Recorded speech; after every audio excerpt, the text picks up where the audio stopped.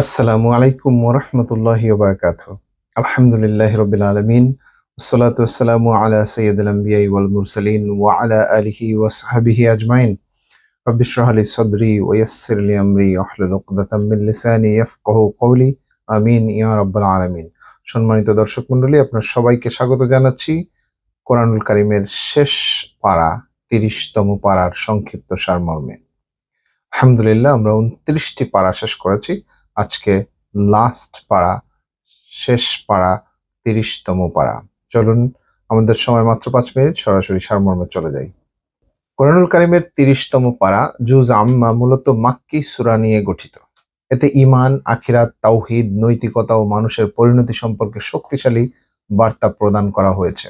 এই পারায় মোট ৩৭টি ছোট ছোট সূরা রয়েছে, যেমন সূরা আন-নাবা, আন-নাজিয়াত, আবাসা, তাকবীর, ইনফিতর, ইনশিকক, বুরুজ, তারিক, আলা, গাশিয়া, ফজর, বালাদ, শামস, লাইল, দুহা, ইনশিরাহ, তিন, আলাক, কদর, বাইয়ানা, জিলজাল, আদিয়াত, করিয়া, তাকাসুর, সূরা আসর, হুমাজা, ফিল, কুরাইশ, মাউন, কাউসার, কাফিরুন, নাসর, লাহাব, ইখলাস, ফালাক ও নাস।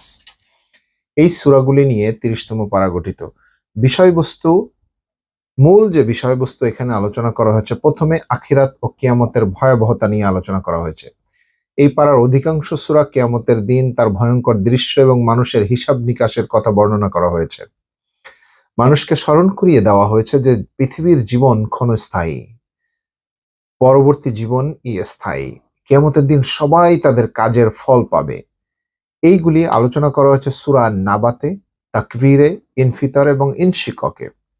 এরপরে যে বিষয়টি এখানে আনা হয়েছে তা হচ্ছে তাওহীদ বা একাত্মবাদের শিক্ষা।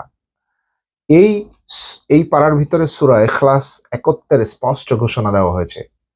আল্লাহ এক, তার কোনো শরিক নেই, মানুষকে শুধুমাত্র তারই ইবাদত করতে হবে। এরপরে রয়েছে নেক ও বদ আমলের ফলাফল সম্বন্ধে। সূরা গাশিয়া, করিয়া, জিলজালে বলা হয়েছে মানুষের কাজ অনুযায়ী জান্নাত ও জাহান্নাম পরিণতি বর্ণনা করা হয়েছে। সূরা গাশিয়া, করিয়া, জিলজাল, এখানে বলা হয়েছে মানুষের কাজ অনুযায়ী জান্নাত বা জাহান্নামের পরিণতি।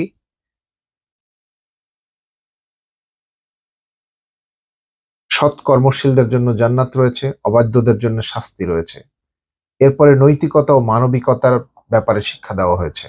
সূরা মাউন, হুমাজা, তাকাসুরে বলা হয়েছে যে এতিমের হক আদায় করতে হবে, গরিবদেরকে সাহায্য করতে হবে, অহংকার ও লোভ থেকে দূরে থাকতে হবে। এরপরে নবী মুহাম্মদ সাল্লাল্লাহু আলাইহি সাল্লামের প্রতি সান্ত্বনা দেওয়া হয়েছে। রাসূলুল্লাহ সাল্লাল্লাহু আলাইহি সাল্লামকে বিভিন্ন সূরায় সান্ত্বনা উৎসাহ দেওয়া হয়েছে।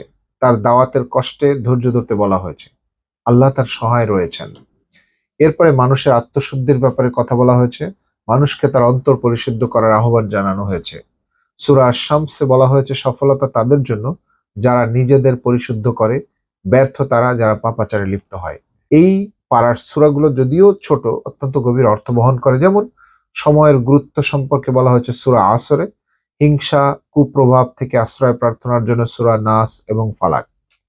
দর্শক মণ্ডলী, ৩০তম পারা মানুষের জন্য একটি শক্তিশালী সতর্কবার্তা ও দিক নির্দেশনা দিয়েছে। দুনিয়ার জীবন অস্থায়ী, আখিরাতে চিরস্থায়ী। আল্লাহর প্রতি ঈমান, সৎকর্মই সফলতার পথ। অন্যায়, অহংকার, অবহেলা মানুষকে ধ্বংসের দিকে নিয়ে যায়। এই ছিল ৩০তম পারার সংক্ষিপ্ত সারমর্ম। ইনশাল্লাহ আবার আপনাদের সাথে মিলিত হচ্ছি বিষয়ভিত্তিক আলোচনা নিয়ে খুবই স্বল্প সময়ের মধ্যে। ঈদ মোবারক। আল্লাহ তাআলা আমাদের সবাইকে ভালো রাখুন, সুস্থ রাখুন। আসসালামু আলাইকুম ওয়া রাহমাতুল্লাহি ওয়া বারাকাতুহু।